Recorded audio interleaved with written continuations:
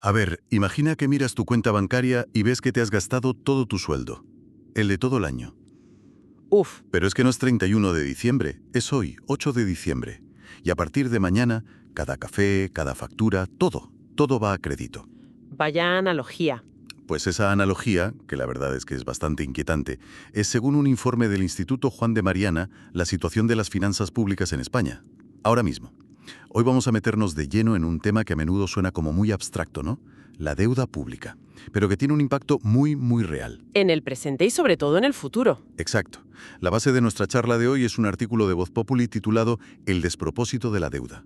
Y la misión, pues, es desgranar las cifras, intentar entender por qué esa bola de nieve no para de crecer y, bueno, qué significa todo esto en la práctica. Y es importante decir que no hablamos de un número en una hoja de cálculo del gobierno, ¿eh? El propio artículo lo define como un coste intergeneracional, que es una forma, la verdad, bastante directa de decir que es una factura que le estamos pasando a nuestros hijos. Una herencia un poco envenenada. Totalmente. Y lo interesante de la fuente es que traza una línea muy clara para explicar cómo hemos llegado hasta aquí en apenas 2 décadas. Y creo que es una historia que merece la pena contar. Pues vamos a ello. Para empezar a desenredar esto, creo que lo mejor es empezar por la cifra más, digamos, personal, la más directa. La que más duele. La deuda por habitante. El artículo dice que se ha triplicado en 20 años. Pasamos de deber unos 9.000 euros por persona en 2004 9.163, para ser exactos. a más de 33.000 en 2023. 33.332. Es que si uno piensa en eso a nivel de una familia, si sois 4 en casa, es como tener una hipoteca extra de más de 130.000 euros que no sabías que tenías. Es abrumador. Es que esa cifra da vértigo, de verdad. Y es un dato que no distingue entre un recién nacido y un jubilado. O sea que la carga real sobre la gente que está trabajando es todavía mayor. Claro. Si esa es la foto a nivel micro, la foto macro, la que usan los economistas, es igual de impactante. El artículo señala que el ratio de deuda sobre el PIB, O sea, todo lo que debemos comparado con lo que producimos en un año. eso es, pasó del 45% a casi el 102%. O sea, que ahora mismo debemos más de lo que generamos en todo un año. Exactamente. Pero aquí viene el dato que de verdad enciende las alarmas, y la fuente lo subraya con mucho énfasis. Este salto, este empeoramiento, es el mayor entre todas las grandes economías de la Unión Europea. O sea que no es algo generalizado. No es que a todos les haya ido igual de mal, no. Esta trayectoria tan pronunciada es un caso bastante particular de España. Vamos, que no estamos en la media del pelotón, estamos en el furgón de cola en esta carrera. Y para entender el movimiento, no solo la foto fija, el artículo da un dato sobre la velocidad, que es difícil de procesar. Dice que la deuda aumenta en 164 millones de euros al día. Cada día. Si lo bajas a una escala más humana, son 114.000 euros por minuto.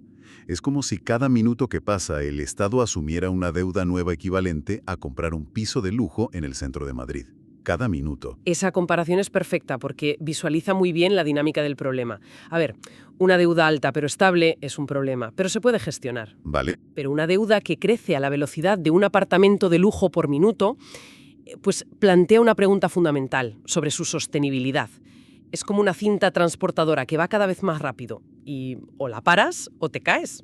Vale, las cifras son mareantes, está claro. Pero un número tan grande no sale de la nada. Me pregunto dónde está la fuga principal. ¿Apunta el artículo a un origen concreto de este desajuste? Sí, y de forma muy directa. El artículo, citando al informe, habla del gran elefante en la habitación. Y le pone nombre y apellidos: la seguridad social.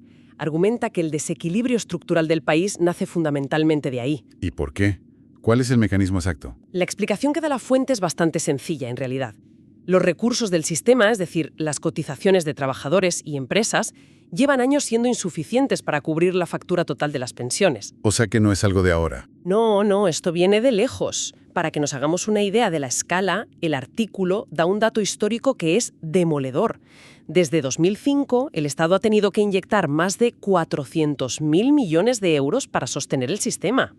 400.000 millones. Es una transferencia masiva de recursos de los impuestos de todos para tapar un agujero que no deja de crecer.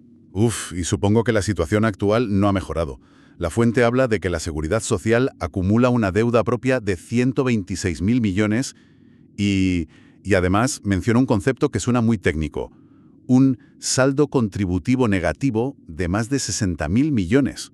Esto suena a una forma elegante de decir que el sistema gasta mucho más de lo que ingresa. Es así de simple. No, la intuición es la correcta. Es exactamente eso. Saldo contributivo negativo significa que la diferencia entre lo que entra por cotizaciones y lo que sale por prestaciones es negativa. En este caso, en más de 60.000 millones. Es un déficit operativo gigantesco. Vaya. El artículo lo traduce a un dato todavía más claro. Casi 1 de cada 4 euros que paga la Seguridad Social en prestaciones no se financia con ingresos propios.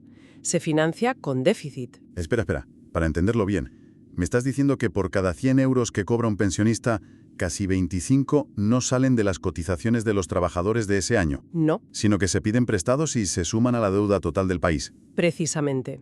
Y ahí tienes la explicación del motor que genera esos 114.000 euros de deuda nueva por minuto de los que hablábamos. Claro. Es un déficit estructural que, día tras día, año tras año, alimenta la bola de nieve.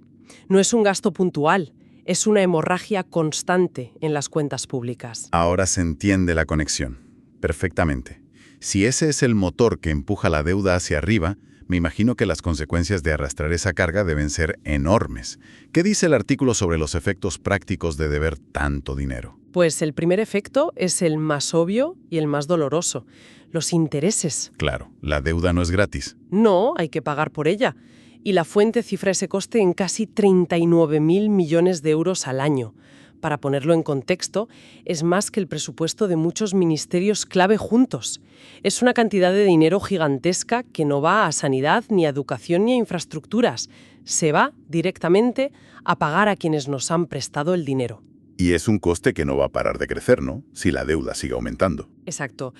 El artículo recoge una proyección que estima que esa factura subirá hasta el 2,9% del PIB en los próximos 3 años. Y cada décima del PIB son miles de millones. Pero más allá del coste directo, hay una segunda consecuencia que es quizás más peligrosa, aunque se vea menos. La fuente dice que esta situación nos deja con un margen fiscal escaso. ¿Y eso qué significa en el día a día? Que no hay dinero para imprevistos. Básicamente sí. Significa que la capacidad del Estado para reaccionar ante una futura crisis, sea económica, sanitaria, lo que sea, es muy limitada.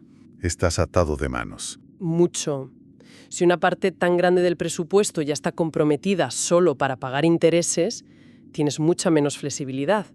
El artículo lo describe como una posición de partida frágil para afrontar un reto que ya no es futuro, sino presente: el envejecimiento de la población.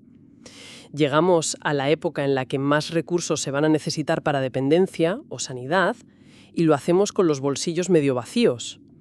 Y hablando de ese reto del envejecimiento, el artículo menciona una proyección de la Comisión Europea para 2050 que es para echarse a temblar. Sí. Dice que las pensiones, que hoy se comen un 35% de los ingresos fiscales, pasarán a absorber casi el 47% para mitad de siglo. Es decir, que de cada 2 euros que se recauden en impuestos, casi uno se irá íntegramente a pagar pensiones. Eso suena estructuralmente insostenible. Si conectamos todos los puntos, esa es la palabra clave que se deduce del análisis: insostenibilidad. Lo que la fuente plantea es que si el principal motor de la deuda, que es el sistema de pensiones, tiene una trayectoria de gasto que no para de crecer, Ajá. y el coste de esa deuda, los intereses, también crece, la única forma de que la ecuación no explote es que algo cambie de forma radical. Es una trayectoria que, matemáticamente, conduce a un punto muy, muy complicado. Entendido. El diagnóstico es increíblemente claro, casi quirúrgico. La deuda es enorme, crece a una velocidad de vértigo, la causa principal es un desajuste en la seguridad social y las consecuencias son una factura de intereses que asfixia y una fragilidad total para el futuro. Visto este panorama, que es bastante desolador, ¿el artículo ofrece alguna vía de escape? ¿Apunta a alguna solución o se queda solo en el diagnóstico? Yana, que es el autor del informe original, su argumento es que, a pesar de todo, existe mucho margen de ahorro. Ah, bueno. La propuesta que recoge la fuente es muy clara y se centra en una idea: adelgazar el sobredimensionado aparato público de nuestro país. Es una perspectiva que pone el foco, sin duda, en contener el gasto en otras áreas del Estado. Adelgazar el aparato público. Es una frase que hemos oído 1000 veces. Es casi un eslogan político. Suena muy general. El informe que cita el artículo pone algo de carne en el asador. Da cifras concretas. En este caso sí las da, para ilustrar su punto. El artículo menciona 2 datos muy específicos que aporta el informe, referidos a 2024. A ver. TANC. Ellos identifican en estas partidas el principal margen para generar los ahorros que podrían equilibrar las cuentas. Entiendo la lógica. Es una visión que básicamente propone buscar el dinero en una parte del gasto público para tapar el agujero que ha generado otra. En este caso, las pensiones. Exactamente. La lógica que se desprende del informe, tal y como lo recoge la fuente, es que dado que el déficit de la seguridad social es estructural y los intereses de la deuda son una obligación, pues el ajuste tiene que venir de otras partidas. No queda otra. Y señalan esas 2 áreas como los caladeros donde, a su juicio, se podría pescar ese ahorro. Bien, creo que hemos recorrido todo el análisis del artículo. Si tuviéramos que destilar las ideas principales, la historia que cuenta la fuente, yo me quedaría con una cadena de 3 eslabones. Primero, la escala del problema, que se ha vuelto personal, esa deuda por habitante que es como una segunda hipoteca. Sí. Segundo, el origen del fuego, un desequilibrio estructural en las pensiones que actúa como un acelerador. Y tercero, las consecuencias, una factura por intereses que nos ahoga y nos deja sin capacidad de reacción. Es una síntesis perfecta. El análisis que presenta la fuente traza esa cadena de causa y efecto con mucha claridad. El déficit de la seguridad social crea una necesidad de financiación que no para, y eso dispara la deuda. El círculo vicioso. Exacto. Esa deuda genera más intereses, que a su vez restan recursos para todo lo demás. Y la solución que se apunta desde el informe es romper ese círculo, buscando ahorros drásticos en otras áreas del sector público. Para terminar, y como es habitual, me queda una pregunta en el aire. Una reflexión que se deriva de todo esto, pero que la fuente no llega a explorar del todo. El artículo se centra de forma muy eficaz en el coste de la deuda y en el coste del aparato público. Sí. Y eso me lleva a una pregunta más amplia. ¿Cuál es el valor? ¿Cuál es el retorno social de ese gasto que se propone recortar? ¿Esas subvenciones, esos 19.000 entes públicos?